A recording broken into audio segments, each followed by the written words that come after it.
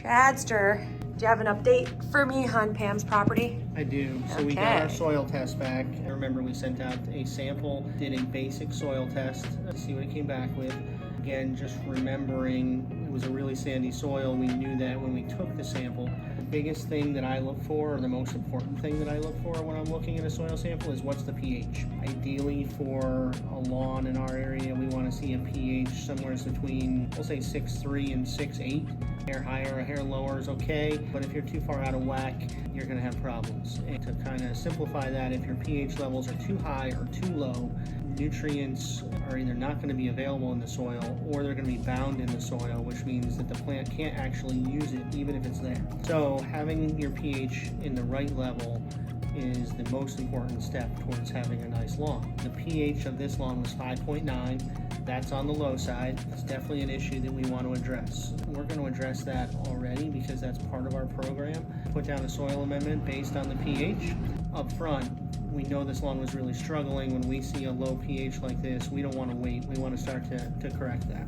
From there, because this was a sandy soil, we could already assume that the organic content was going to be low, which it is at 2%, and we'd like to see it above 3% for sure, but kind of assumed that it was going to be low based on what we saw. The solution to that would be to add compost, but we're trying not to totally renovate this lawn and trying not to have the customer spend an exorbitant amount of money. Certainly we want to talk with the customer so they know what's going on and understand some of the challenges, and if they're willing to go that next step and have us compost the lawn to enrich the soil, great.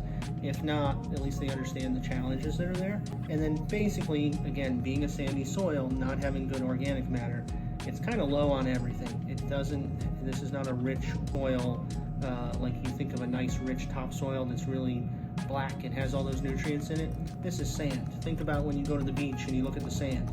There's not a lot of good nutrients there because it's just sandy. We're going to deal with all that because the fertilizers we're putting down is going to give this lawn all the nutrients it needs, but definitely have to make sure that we're putting down the right materials that have all of those macronutrients as well as micronutrients to make sure that we're giving this new lawn, new grass that's coming up, what it needs to be able to thrive.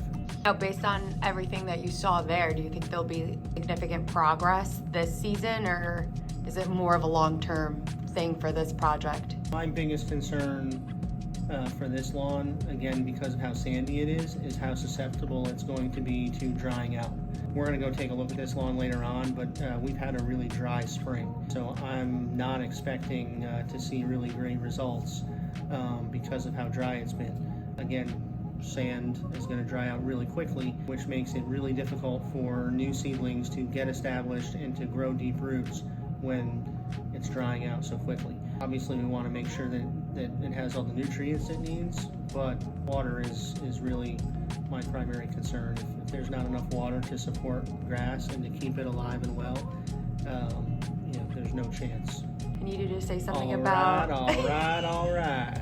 So we're going to go take a look at the lawn and see what's going on and follow up with you. We'll meet you at the lawn.